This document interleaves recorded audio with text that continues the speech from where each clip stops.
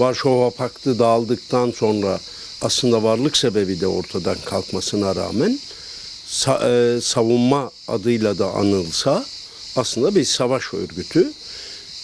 Burada tek başına tabii hiçbir silahınızın olmaması, savaşa hazır olmamak böyle bir şey değil. Ama asıl savaşa hazırlığı belirleyen şey toplum yapısı. Sadece silah elde ederek, Amerika'dan silah satın alarak, en gelişmiş teknolojileri de satın alsanız, eğer bunun arkasında duracak, sizi destekleyecek güçlü, birbirine bağlı, demokratik bir toplumunuz yoksa, bu savaşlar, bu silahların hepsi çöp aslında. Baktığımızda Rusya'nın Ukrayna'ya saldırısı dışında bütün saldırıların, bütün katliamların arkasında ABD var. Dolayısıyla ABD Avrupa ülkelerinden de NATO'daki payını artıracak bir savunma harcamalarını artırma yönünde bir dayatması var. Örneğin işte gayri safi milli hasıla içindeki payını %5'e çıkarılmasını istiyor.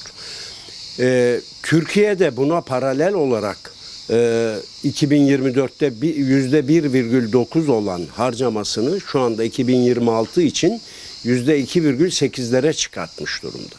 Tabii bunu yaklaşık okuduğum kadarıyla 48 milyar dolarlık bir paradan bahsediyoruz. Türkiye gibi bir ülke için bu çok büyük rakam. Neler yapılmaz ki bu parayla? Bu ülkedeki sağlık, eğitim, bir sürü sorunu çözmek mümkün. Ama iktidar da varlığını aslında bu blok içinde meşruiyetini ve geleceğinin garantisini bu blok içinde arıyor. Yani bu harcamaların artması aslında savunma denilen bu örgütün aslında bir savaşa hazırlandığını, daha güçlü bir tahakküm peşinde olduğunu da gösteriyor. Türkiye açısından bu tümüyle böyle. Yani 2,8 olan yüzdeyi 5'e çıkartması demek Türkiye'nin bugünkü o 48 milyar dolar kadar bir rakam eklemesi demek. Bu da enflasyonu düşündüğümüz zaman korkunç bir rakam ve çok büyük Türkiye için. Milletvekilleri tartaklandı. Günler öncesinden Ankara'ya yolculuk yapma özgürlüğü bile, seyahat özgürlüğü bile kısıtlandı.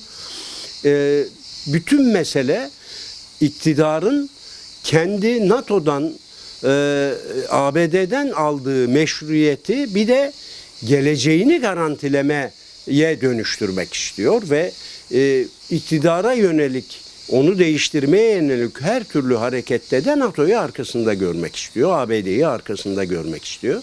Tabii bunlar bir çırpıda bozulacak dengeler. NATO içindeki dengeler de çıkarlara dayalı bir dengedir. Aslında öyle bir rüzgar eser ki NATO'da dünyanın bu savaş boronları da darmadağın olur.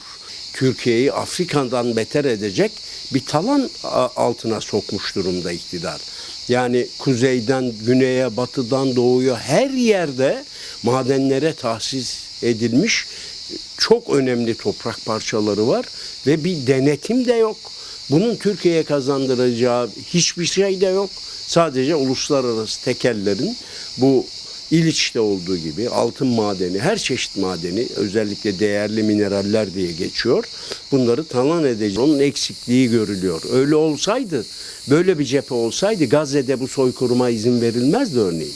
Aslında tek tek ülkeler buna karşı, Birleşmiş Milletler dahil olmak üzere İran saldırısına da, ama buna engel olmaya güçleri yetmedi. Çünkü bunu sürdürmek isteyen ABD ve İsrail vardı başta.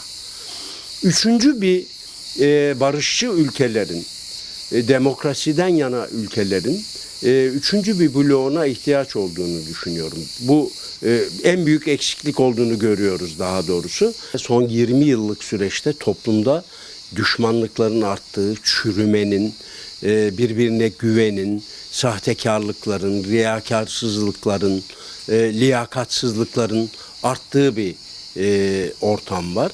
Bu da aslında işte saldırma niyeti olanların iştahını kabartan bir şey.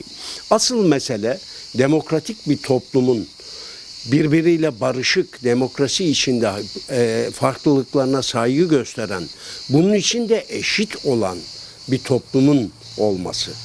Artık bu süreç iktidar açısından şöyle bir kaygıyla başlatıldı. Yani İran'a saldırısı, işte İsrail tehdidi gibi. Çünkü benzer rejimlerin hepsi yıkıldı. Mesela Saddam böyle bir bahaneyle kendi ülkesinin işgale uğramasına sebep oldu. Esad rejimi aynı şekilde. Türkiye'de de toplumun bu bölünmüşlüğü, toplumun Kürt-Türk diye ayrışması ve savaş ortamı Türkiye açısından çok büyük bir zafiyetti.